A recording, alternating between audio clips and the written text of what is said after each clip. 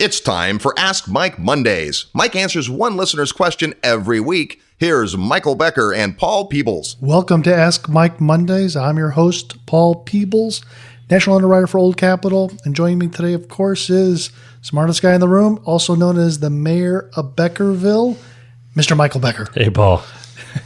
You know Michael, he is always buying something. How many units are you guys up to these days? We just crossed over. We've done about 5,200 units. We currently own, I think, about 3,800 units in the portfolio after we sold a few. So I think about 52, almost 5,300 units we've done in the last 4.5, 5 years. And how much debt do you have when you go to bed every night? Yeah, I should know the answer, but it's somewhere, I think, between 250 and 300 million. I don't know the exact number right now. It's on our REO schedule somewhere, but a lot. Again, how do you sleep at night? Like a baby. That's crying myself to sleep, huh? No. No, it's all good. It's all the loans that we have are non-recourse. So that's one of the things that we've made sure that was a key thing for us is we don't want to sign recourse. So every deal we do, there's no personal guarantees, just the carve-outs.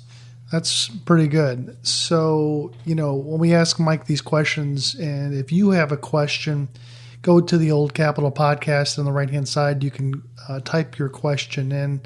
And so we get lots of questions every week, and we can only play a couple of them that I think has pretty relative piece to everything. So one I thought was interesting is, Mike, tell me the 5 different ways that owning real estate helps you. Well, so there's a lot of them, but it's kind of distilled down to maybe the top 5 or so. First and foremost, a lot of people get into real estate and commercial real estate or apartments for passive income or residual income. To have, monthly cash flow or quarterly cash flow, those are one of the main reasons why, you have a job and you want to be less and less dependent on your job. So if you can just get a bunch of apartments working for you or single family houses or whatever, and have, some residual income that's independent from your earned income, that's a great thing. And that was one of the main motivations why I started, was just get some residual income coming in on a monthly basis. Tell us a little bit about your story about why you got into real estate and specifically apartments. Yeah, it was a couple things. My background was banking and I was a banker until about 5 years ago. And then during that time, I was a banker during the Great Recession, and I was fortunate enough not to lose my job because my bank got acquired by Wells Fargo. I was at a community bank, and they bought us the same day they bought the Wachovia Bank. But if we didn't get bought by Wells Fargo, I'm sure I would have been laid off. And then I saw a bunch of people at Wells Fargo get laid off. I was just fortunate enough not to do it. So through that process, it kind of really drilled home with me that my job isn't as safe as I think it might be, and it's just any whims of my big corporation or my boss, I could be on the street one day without any income. So that was one thing. I wanted to get some diversity of my income sources. And then really the thing that kind of kicked me in the butt was I just had a really bad day one day in March or April. I was filing my taxes and I couldn't even itemize. I was just making decent living and paying a bunch in his taxes. I didn't have any way to save money, and my CPA said, well, you don't own a business, you don't own real estate, so there's not much I could do for you. So that was really kind of the final catalyst. I just got really pissed off one day because I couldn't itemize, and I started doing a bunch of single family houses, and I ended up doing 16 over a couple year period rental houses. I realized I wasn't very scalable, and then that's kind of when I decided to get into the multifamily space, which is a little bit more scalable, and I can do bigger and more deals, which kind of probably leads me to another point here is that you have, the ability to get some professional management in place. And that's another real good benefit of owning real estate, that if you buy these larger apartments, especially anything with say 100 units or more, maybe 80 units or more, you can afford professional third-party management that can kind of oversee the property for you, deal with the city, do your accounting, pay your bills, as well as you can afford to have, on-site management staff and on-site maintenance staff so they can deal with all the leasing and tenant issues right there in the leasing office on your property. So being able to have, professional management, that's another good benefit for owning real estate. Another way that real estate helps you is just having leverage, being able to get a loan on the apartments. You get typically up to 80% leverage. So you want to buy $1 million building, you and your partners need to bring about $200,000 down, and the bank will typically loan you, up to say $800,000 of that.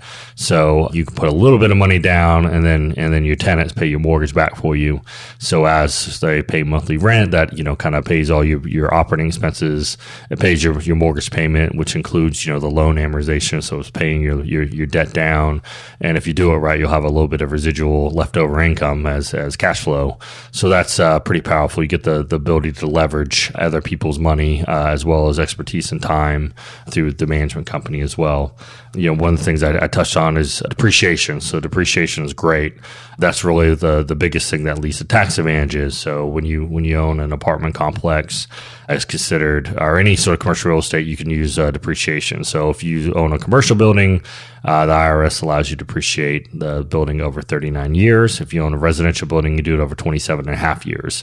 So if done right with leverage, in most cases, the depreciation is more than enough to kind of cover any sort of income on these deals, especially if you use like cost segregation studies or do one of those, that you should be able to produce positive cash flow at the same time having a negative tax basis. Tell us about that cost segregation, because I don't think a lot of people know what that's all about. So like I said, when you own an apartment complex, you could depreciate the building over 27 and a half years, or you could do what's called a cost segregation study. So we do that on all our properties. We'll hire an engineering firm. They'll come out and do a study on our buildings and determine the components of the building. So if you don't do it, like I said, you do 27 and a half years, but with the study, they break the building down to its components, where like flooring and roofing and appliances and fixtures and all the various components that go into a building. And they take that and certain components, the IRS will allow you to depreciate over 5, 7, 15, or 27 and a half years. So they basically take the building as a whole, break it down into parts, and allows you to, take a certain percentage of the building and depreciate over, say, 5 years or 7 years. So really what it does is allows you to bring kind of future depreciation forward and depreciate the building a little bit quicker, because you have those 5 and 7 and 15-year components. So it really amplifies the amount of depreciation you can take, in particular over the first, say, 6 or 7 years. And it really allows you to have, pretty much in almost all cases I've seen, a negative tax basis just due to the depreciation. And if you, like I said, if you do it right, you'll have positive cash flow with a loss on paper.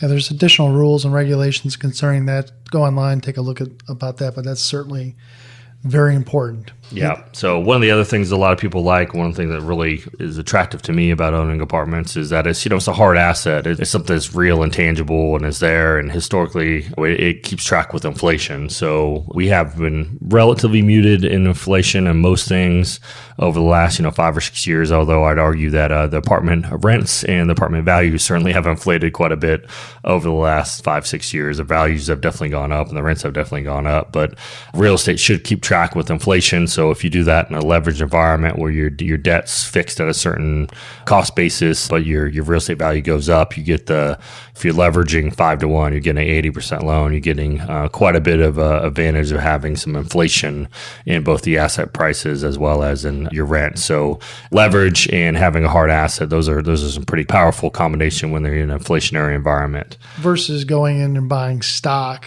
in a company like General Motors, you're just a shareholder in General Motors and letting somebody else run that business, so to speak, and then all of a sudden that could go down to zero if they file for bankruptcy. Yeah, so if you own an apartment, typically it's going to be worth something one day. It never goes to zero. You have some level of value within the land and the buildings, one, so it's a little bit more secure from that standpoint. And then two, good example, so if we keep saying 80% leverage, so you leverage 5-to-1, if the apartment, for simple math, goes up 5%, in value year over year, and you own a stock and it goes up 5% in value, if you have $1 million in stock, it goes up 5% in value, you gain $50,000.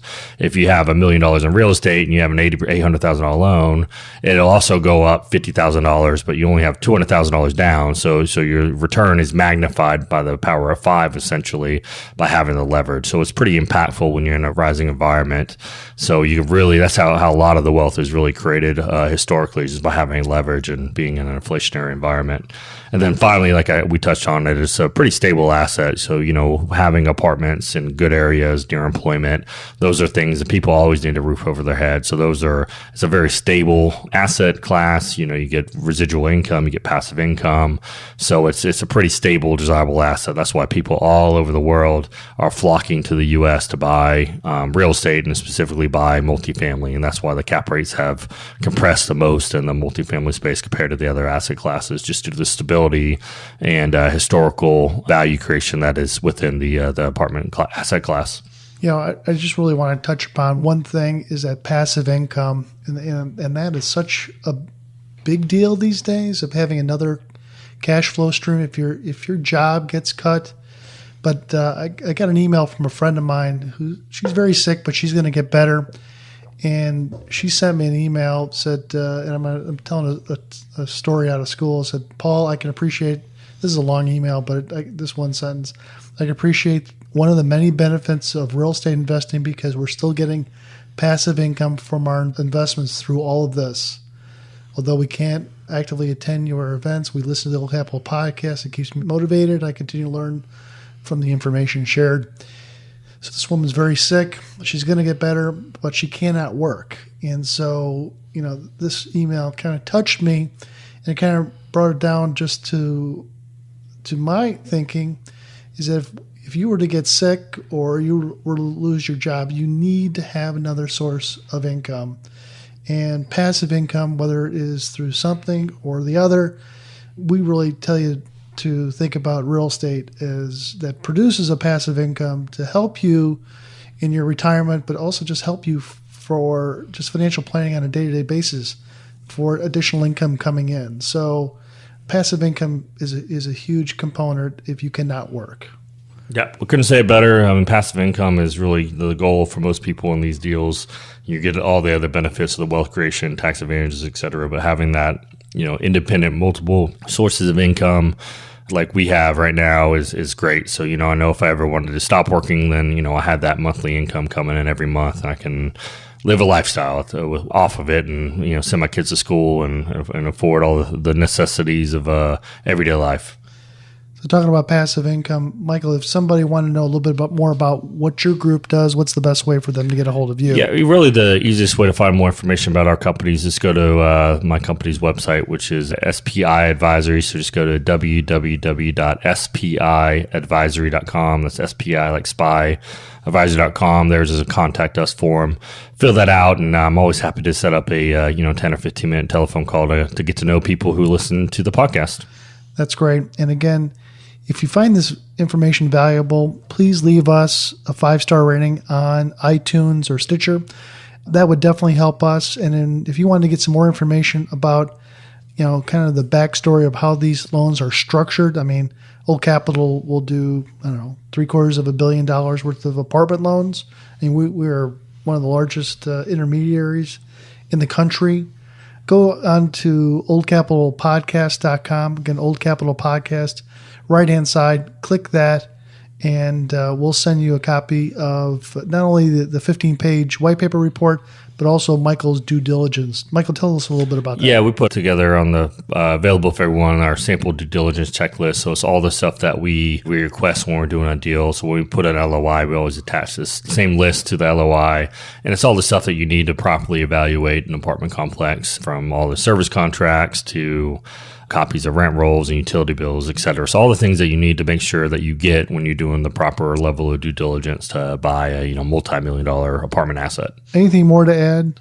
No, that's really it. We definitely appreciate everyone listening. And, I guess the one other thing, if you find this valuable, just refer a friend. We're always trying to grow our listener base, send it out, post it on your Facebook page. We certainly appreciate any support that people would give us to get the word out about the podcast. I think we strive to give good, actionable information that's, relatively detailed for the apartment investing. So if you know an apartment nerd friend, please share it. That's great. Again, we're pounding the table today on passive income. So that's Michael Becker. I'm Paul Peoples. Have a great day.